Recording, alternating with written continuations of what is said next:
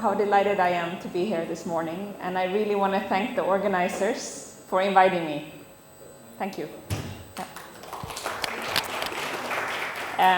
I was telling Abdi when we were having coffee how rare it is for me to have this kind of engagement. And again, I really appreciate it, and I really would like to hear from you and to answer any question that I can after my remarks.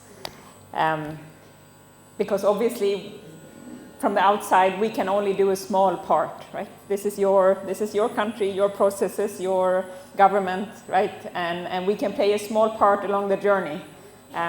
But again, I think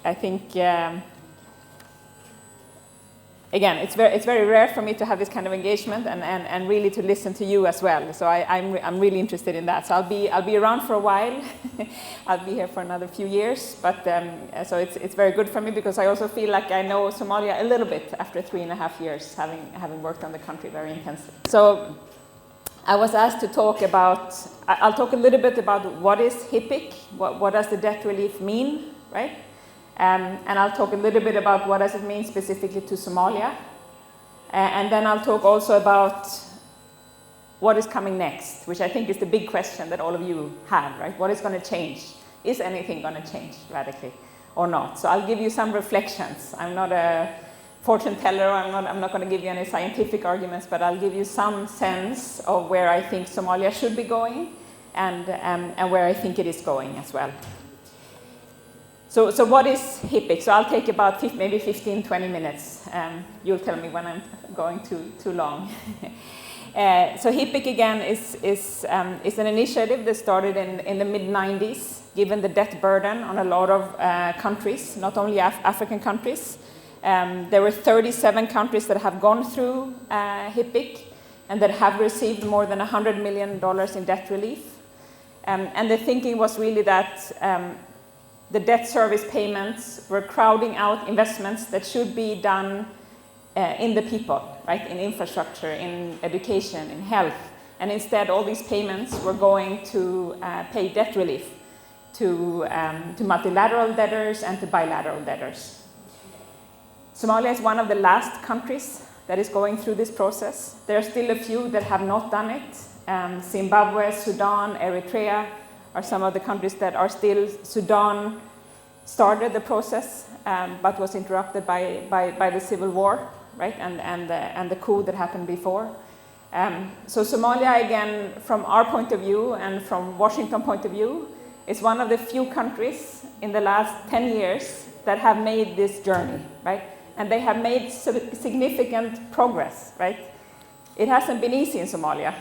You've gone through. We now have the third administration, right? It started under the first Hassan Sheikh regime, then you had Farmajo, then now you have Hassan Sheikh again. And during that whole time, the debt relief process have been has been continuing, right? And that's not a simple feat, right? There could have been a lot of other interests that had taken hold, or the political crisis that we had in 2021, 2022 really posed a threat to the debt relief process. But there were some wise individuals that actually kept the focus on debt relief and realized how important it was for Somalia, and you were able to stay on track. But I can tell you that in those transitional months, the last few months of the Farmajo regime, there were a lot of intense discussions about preserving the debt relief process. Other countries that have gone through includes Uganda, Rwanda, Ethiopia, Tanzania. So these are all your neighbors, right? So it's quite a feat. So why what has been unique with Somalia? I was asked this yesterday, and there were 3 conditions that Somalia had to stay on track with during this whole period. One was to complete the so-called HIPC completion point triggers. And these were indicators to show progress, both of state building, of being able to maintain macroeconomic stability,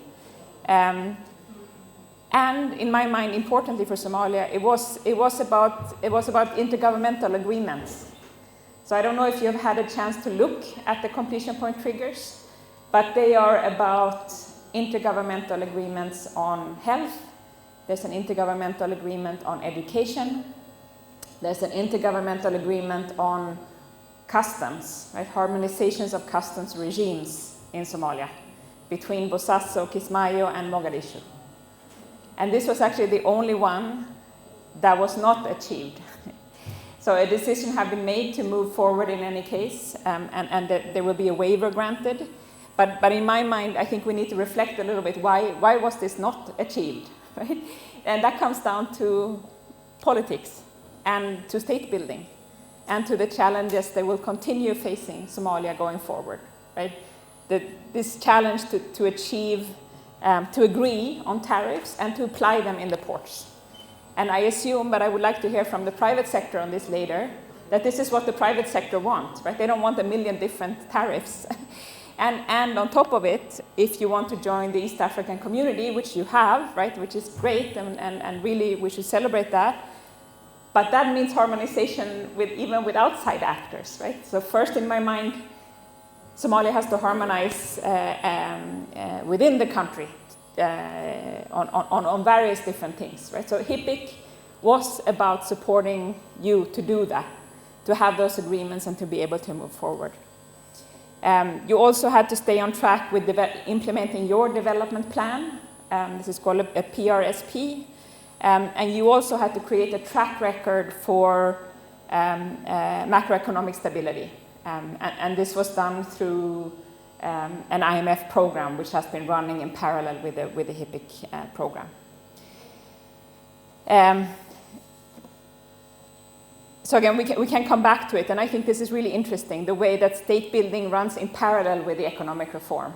Right? You cannot only have economic reform and then not be able to implement in your country, right? You have to have that continuous dialogue. And of course, in a country where there is no political settlement at the moment, right? There's no constitution, there's a draft constitution, but the work is continuing on agreeing on resource sharing, agreeing on functional assignment, agreeing on laws, right? All of that discussion is still ongoing. So again, but again, I'll come back to it. But I think that is one of my main points going forward of what is needed, right, from the Somalis. Then okay, so what will happen now? So we will be in Washington to celebrate this major milestone for Somalia. Next week, and Hassan Sheikh will be in Washington as well, and the Minister of Finance and a few other people. So that will be, it's a really important point to celebrate. I should say that, I should say congratulations, and I know that there will be a lot of celebrations, both now in December as well as in January.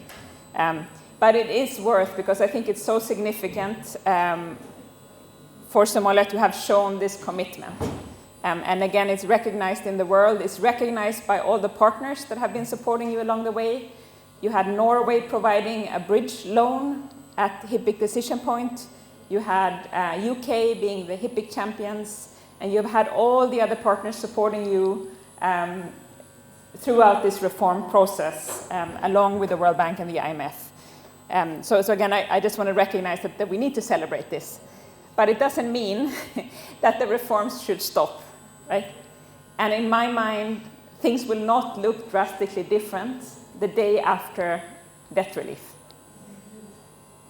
So you can reflect on that a little bit. but again, the HIPIC process, I will mention a few things that will be different. Right? So Somalia has, through the HIPIC process, been able to integrate into the global financial systems after 30 years. You have been able to get access to international financial institutions, the African Development Bank, the World Bank, the Islamic Development Bank, and to a lot of very cheap financing that you would not have had otherwise. The hope is that it will continue unlocking financing, right? I think right now, some of you will know that there are a lot of politicians that are at COP in Dubai talking about climate financing. And if there's one country that should benefit from climate financing, it's Somalia, right? You are the least polluter and the hardest hit by climate change. So this climate financing, I believe, that without HIPIC, without having a single treasury account, without doing the reforms in the public financial management, you would not be able to channel those funds through your systems, through the government. Another point which is important is that I believe that investor confidence will be increased, right? There will be a sense that Somalia is turning the page. You are no longer burdened by, I should say also, first of all, that the debt will go from close to $5 billion to 600 million, right? So this is $4.5 billion that the international community is turning the page and saying, we want to give you a fresh start, and this is, we're not giving it, but again, it's been this long process, right, of building the confidence to be able to do that. And that is creating, increasing the confidence of investors to do business in Somalia. So again, I think those are really important results of the HIPIC process. Then again, I think my main point, so that we should celebrate, there are good things that are coming, but also the reforms need to continue. We know that Somalia is still very fragile, right? We know that the political settlement is fragile. We know that the domestic revenues are very low.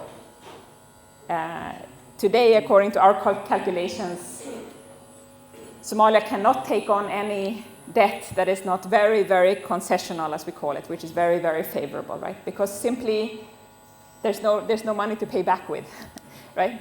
So from our point of view, and Somalia again has been able to raise revenues since 2018 until now. They have actually increased quite a lot, from about 1% of GDP to 2%, 2.5%, 3% of GDP. But the average in Africa is around 12, 15%. So that progress to raise revenues, and I know this is a challenging conversation with private sector, right? So that goes to my next question about what is the role of the state in Somalia going forward, right? With that kind of low revenue and spending about 70% of your revenues on security and the rest on paying civil servants, what is the state that you would like to create, right? What is the state that you want to support going forward? Is it a state where the government provides services? Is it a state where the government can participate in infrastructure?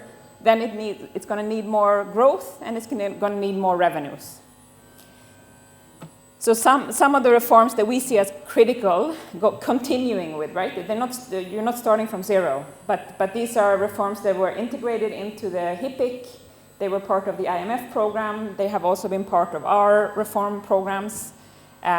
So the first one is on domestic revenues. And here we come, as I said, to harmonization, increasing the base of taxpayers, right? Taking the whole country into consideration. My second point is on growth. So you need to continue supporting the private sector, right? The vibrant private sector that Somalia has, which is really, really positive. Everyone in the world knows about the Somalis and how entrepreneurial they are. And the Somalia government, in my mind, need to create an enabling environment for them to operate, right? For you to operate. You need to include women in the business, right? We know that having women who are not participating in the labor force reduces growth, right? So there's a clear incentive for women to participate in this process as well. I also strongly believe that the efforts need to continue to establish correspondent banking. Again, we have some of the bankers in the room. And I believe that this is, again, one of the most critical reforms that the government can do. You will go through an important milestone on that in January with this mutual evaluation of the anti-money laundering, combating terrorist financing, this MENA initiative. And that is important to continue those reforms to enable foreign investors to channel funds to Somalia, and even development actors, right? So those reforms need to continue. You obviously also need to learn how to manage debt, right, in a different way. So the whole debt sustainability is very important. Debt management, learn how to manage that. The World Bank's role in this is, again, it's interesting for me because it's a different kind of engagement that we have in any other countries, in any other country, I would say. First of all, it's so much part of your state building process, right? So when you try to set up a social safety net program, for example, you don't only set up a social safety net program and deliver the funds, you also have to build all the capacity in parallel, right? Just to start channeling funds to the government, we had to support you to set up the basic public financial management systems, to support intergovernmental transfers, which have increased a lot over the last few years. We supported you and provided technical assistance to set up those systems. And today, several of your federal member states receive more than 50% of their revenues from the federal government, right? So those things were not possible 5 years ago. But because of all these efforts, and also for us, being actually one of the few development actors that channel our funds through your systems, we need that assurance, right? That those systems are set up properly, that there's proper accounting, that there's proper auditing. So all of that becomes very important. So again, it's unique for us to operate here because we are one of the few actually channeling our funds through your budget. So the budget that is going to Parliament, that's being discussed in Parliament right now, the World Bank financing is quite large there. And sometimes I'm quite uncomfortable with that, right? It shouldn't be that more than half of your budget comes from external grants. And this, again, coming back to the fact that Somalia needs to work on raising revenues, domestic revenues. And also, obviously, to start delivering services and start creating that confidence with citizens for them to want to pay taxes. So that is just as important, right? The World Bank has just agreed with the government on a new, what we call country partnership framework. So it's a 5-year strategy. And it's quite timely that it comes just at HIPC completion point. You will also know that IMF has agreed on a new program, right? So these are all looking forward, but very much continuing the reform path that Somalia has been on. So again, you have done great steps, but a lot of the reforms need to continue. The partnership framework that we have going forward, it has 4 pillars. One is on macroeconomic stability and governance. The second one is on infrastructure, trade, and jobs. The third one is on human capital, so education, health, social protection. And the fourth one is on climate and resilience. Right, so those are kind of the broad areas that we will continue supporting Somalia on. The overall objective of the country partnership framework is to continue supporting Somalis to build the state and create that social contract with the population and be able to provide services. So this again is the kind of the overarching goal of the strategy. So with that, again, I'm really happy to take questions. Yeah, thank you. Member